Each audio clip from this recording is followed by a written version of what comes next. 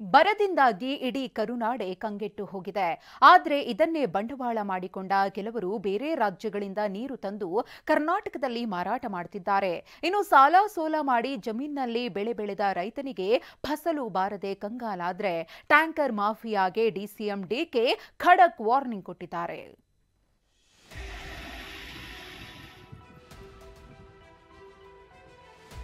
ಮನೆ ಮುಂದೆಯೇ ಟ್ಯಾಂಕರ್ ಬರ್ತಿವೆ.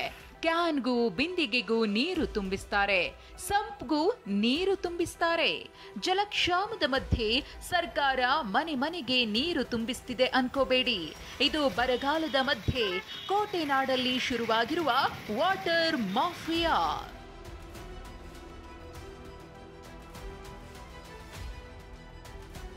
ಆಂಧ್ರದಿಂದ ನೀರು ತಂದು ಕರ್ನಾಟಕದಲ್ಲಿ ಮಾರಾಟ.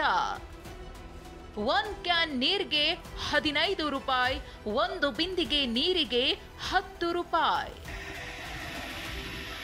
ಚಿತ್ರದುರ್ಗ ಜಿಲ್ಲೆಯಲ್ಲಿ ವಾಟರ್ ಮಾಫಿಯಾ ಶುರುವಾಗಿದೆ.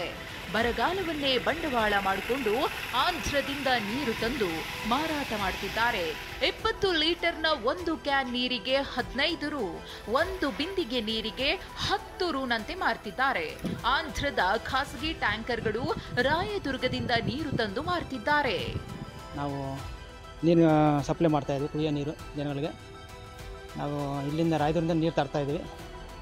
ಡೈಲಿ ಬಂದು 3, 4, 5 ಟ್ಯಾಂಕರ್ ಅಂತ ಇದು ಮಾಡ್ತಾಯಿದ್ವಿ.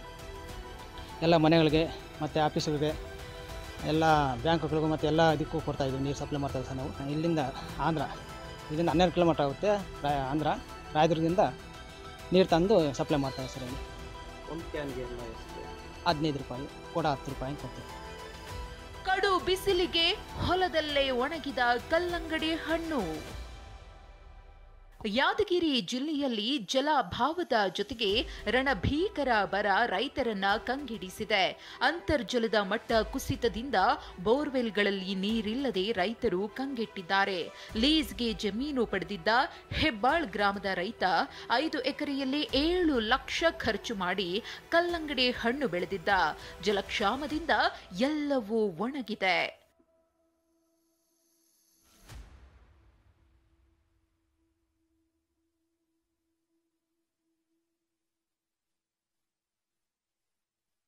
ಇನ್ನೂ ಒಂದು ತಿಂಗಳದಾಗ ಇದು ಎಲ್ಲ ಕೈಗೆ ಬರೋ ಸರ್. ಅದು ಎಲ್ಲ ಬಿಸಿಲು ಬಲ್ಕೊಂಡಾಗ ನೀರು ಒಳಗೆ ಹೋದಕ್ಕಾಗಿ ಎಲ್ಲ ಪರಿಸ್ಥಿತಿ ಹಿಂಗಾಗಿಬಿಟ್ಟೆ ಸರ್. ಅದು ನಾನು ಸಾಲ ಮಾಡಿಗೆ ತಂದು ಹಾಕಿದ್ದೀನಿ ಸರ್. ಇದು 7 ಲಕ್ಷ ರೂಪಾಯಿ ಖರ್ಚು ಮಾಡಿದ್ದೀನಿ ಸರ್. 1 ಲಕ್ಷ ರೂಪಾಯಿ ಲೀಸ್ ಹಾಕಿದ್ದೀನಿ ಸರ್ ನಾನು. ಇದು ಈಗ ತೀರ್ಸಕ್ಕಂದ್ರೆ ಇದನ್ನು ಬಿಟ್ಟರೆ ಏನಿಲ್ಲ ಸರ್. ಈಗ ಕವಳೆ ಅದು ಏನಿಲ್ಲ.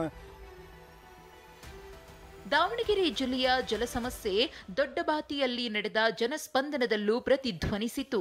ಖಾಸಗಿ ಬೋರ್ವೆಲ್ಗಳನ್ನು ಬಾಡಿಗೆ ಪಡೆದು ನೀರು ಪೂರೈಸಿ ಅಂತ ಅಧಿಕಾರಿಗಳಿಗೆ ಸಚಿವ ಎಸ್ ಮಲ್ಲಿಕಾರ್ಜುನ್ ಸೂಚಿಸಿದ್ದಾರೆ.